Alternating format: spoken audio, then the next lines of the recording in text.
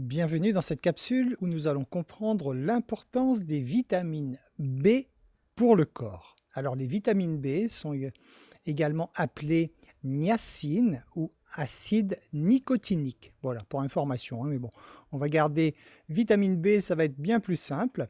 Sachez que plus vous mangez de protéines à molécules doubles, c'est-à-dire de la viande, du poisson, des produits laitiers, des œufs par exemple, et bien plus vous avez besoin de vitamine B6.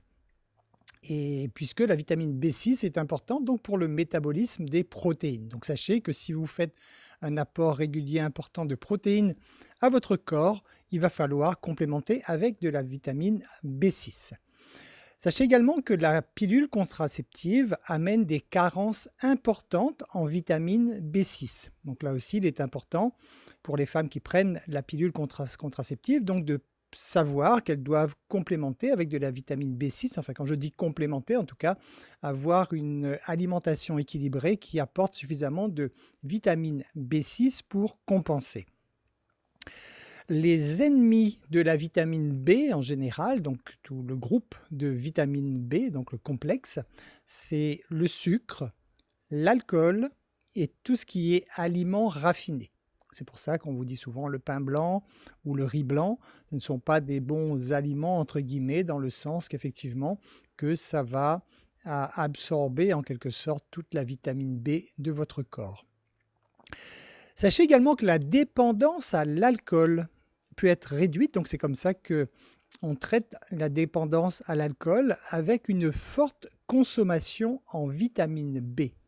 Et donc en fait, c'est cette carence en vitamine B qui contribue à aimer l'alcool. Donc lorsque certaines personnes donc se trouvent addictes à l'alcool, on a remarqué en fait que ces personnes sont en carence de vitamine B et pour les aider à s'en sortir, donc on contribue effectivement à ramener de la vitamine B dans leur alimentation. Il faut savoir aussi que selon une étude de 1951 effectuée par un docteur, le docteur Williams, les gens bien nourris en fait ne sont pas attirés par l'alcool. Voilà, donc s'il n'y a pas de carence, effectivement, il n'y a pas d'attrait spécifique pour l'alcool. On parle bien d'un attrait au niveau du corps, bien sûr, une demande au niveau du corps. Certaines vitamines B sont liposolubles, c'est-à-dire sont solubles dans les graisses, et d'autres sont hydrosolubles, donc solubles dans l'eau. Donc ça dépend effectivement du type de vitamine B. Alors, où trouver les vitamines du complexe B? On appelle le complexe B parce qu'il y a la B1, B2, etc. Donc tout ce complexe de vitamine B, on va les retrouver donc dans les aliments non raffinés, et dans tout ce qui est céréales de graines entiers, donc les légumineuses, le tofu, les graines de tournesol, les noix, les artichauts, les épinards, etc. On va trouver tout cela dans tous ces aliments. Alors, on va voir en détail maintenant les différentes composantes du complexe vitamine B. Donc, nous avons déjà la vitamine B1. Alors, la vitamine B1 va avoir des actions sur le système nerveux et favorise le bon fonctionnement du système digestif. La vitamine B1, alors je vous donne d'abord en premier la plus grande source de vitamine B1 et après je vous donnerai une liste d'aliments riches en vitamine B1. La source principale, la plus forte source donc en vitamine B1, c'est la gelée royale. Donc la gelée royale qui vous apporte le maximum de vitamine B1.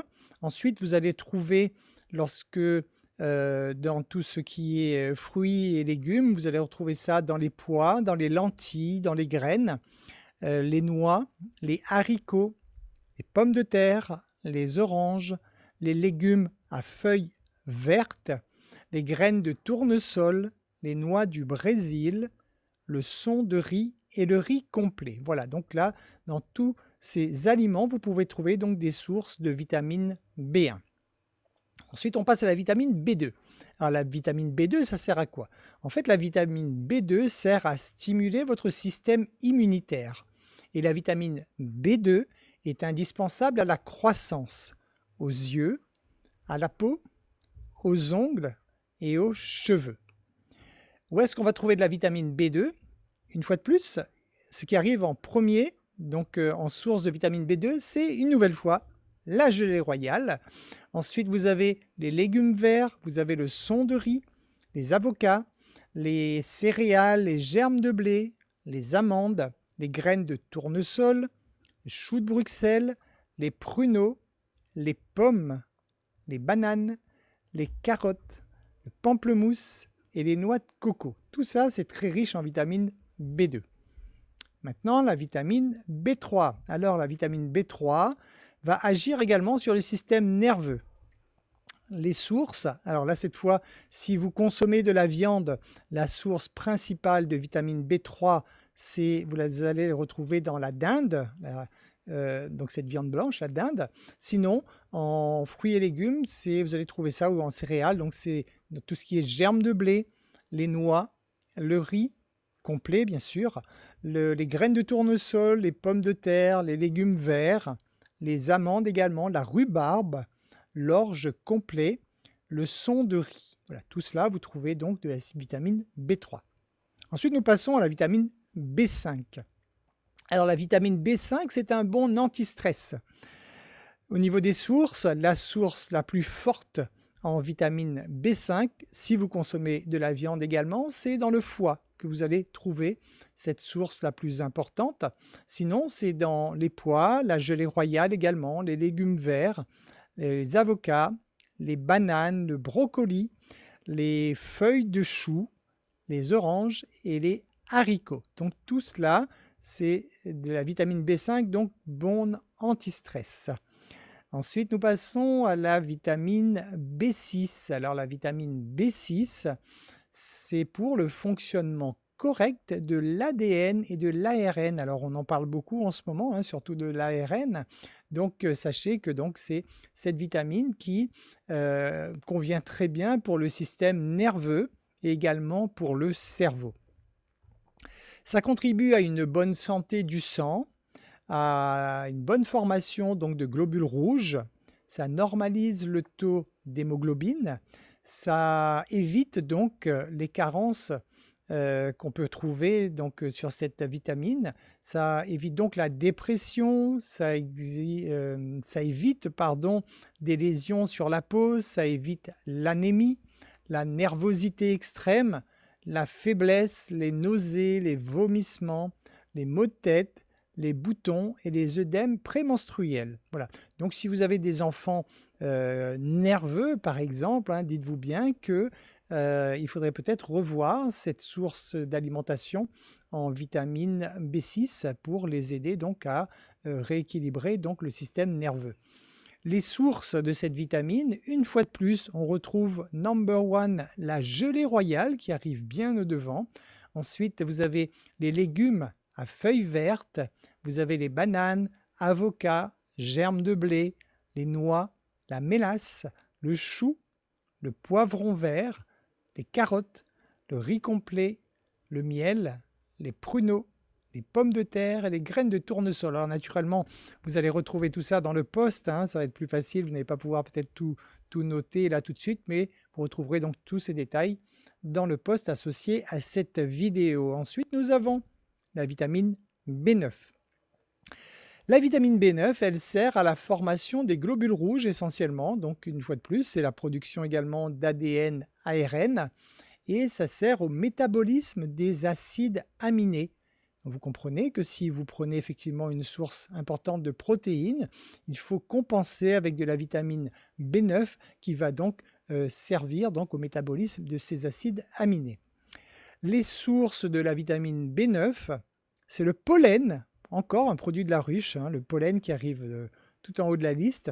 Ensuite, vous avez les légumes à feuilles vertes également, vous avez le brocoli, vous avez les asperges, les pommes de terre, les noix, les betteraves, les avocats, épinards, choux, laitues, bananes, champignons, choux de Bruxelles et également les dattes qui sont riches en vitamine B9. Ensuite, nous arrivons à la vitamine B12. Alors la B12, elle est indispensable à la croissance et donc à la production et la régénération des globules rouges. La vitamine B12, vous allez trouver essentiellement, si vous consommez de la viande, dans le foie également. Par contre, si vous ne consommez pas de viande, il est important d'augmenter votre apport en vitamine B12 pour éviter justement les carences. Et là, vous allez trouver la vitamine B12 dans les graines de tournesol, dans les feuilles de consoude. Vous allez le trouver également dans le kelp. Alors le kelp, c'est une algue, si vous ne connaissez pas, donc c'est une algue qui est très riche en vitamine B12. Vous allez également trouver de la B12 dans les bananes et dans le raisin Concorde. Ensuite, la vitamine B13. La vitamine B13, c'est assez simple, c'est que vous ne la trouverez nulle part parce qu'elle est synthétisée tout simplement par la flore intestinale. Donc vous ne pourrez pas en absorber, c'est votre corps qui en produit directement. Ensuite, vous avez la vitamine B15. Les actions de la B15, ça augmente la tolérance à l'hypoxie. Alors l'hypoxie, en fait, c'est l'insuffisance d'oxygène dans les tissus et les cellules. Les sources de la B15, la levure de bière en priorité, plus fort apport en B15. Ensuite, vous avez les graines, les noix, le riz complet.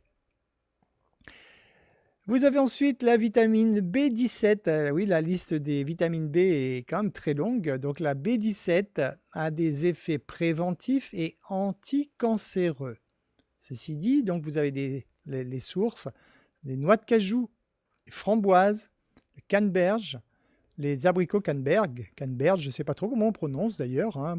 Je ne suis pas trop habitué moi à ce mot. Les abricots, donc surtout les noyaux d'abricots, qu'il faut quand même consommer avec modération. Donc c'est très riche en vitamine B17. Par contre, les noyaux d'abricot, il ne faut pas en abuser parce qu'il va y avoir des contre-indications en quelque sorte, hein. Donc il faut être prudent là-dessus.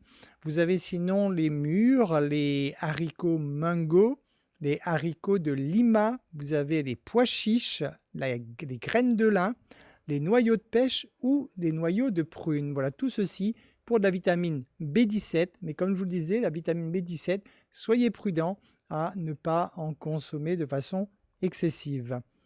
Voilà, j'espère que toutes ces informations, alors elles vont être beaucoup plus simples à décortiquer bien sûr à travers le document écrit.